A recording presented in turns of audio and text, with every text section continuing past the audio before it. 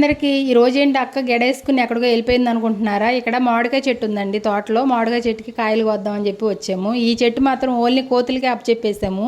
ఇంకా అవి తినగా మిగిలి ఉంటే మనం కోసుకోవటం, లేదంటే కోతులు తినాల్సిందే. ఇప్పుడు చాలల్లో ఏం పంట ఉండదు కదా, ఇంకా కోతులకు కూడా ఏం ఆహారం దొరకట్లేదు. ఇంక ఈ మామిడికాయలు జాంకాయలు తిని కజినన్ని నీళ్ళు తాగి బతుకుతున్నాయి. మనం చేలో మొక్కజొన్న కానీ మినుము కానీ వేస్తే అవి తినేయి. ఇప్పుడు చేలన్నీ ఖాళీగానే ఉన్నాయి, ఏం పంట ఏమి వేయలేదు. మళ్ళీ మనం జూలై ఆగస్ట్ ఆ టైంలోనే పైరేస్తాం కదా, అప్పటి వరకు కోతులకి ఆహారం కూడా ఏం దొరకదు. ఇంకా మామిడికాయలు అయితే ఉన్నాయండి చెట్టు నిండా, చాలా వరకు తినేసినాయి.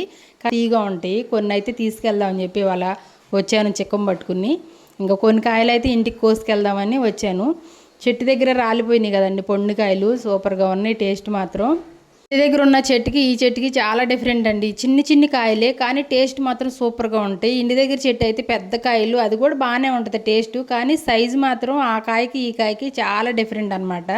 ఇంకా అవి అయితే రామచిలుకలు తినగా తినగా ఉన్నాయి మాత్రం మేము తింటున్నాము. ఇంక ఇది మాత్రం ఈ చెట్టు ఓన్లీ కోతులకే అప్పచెప్పామండి.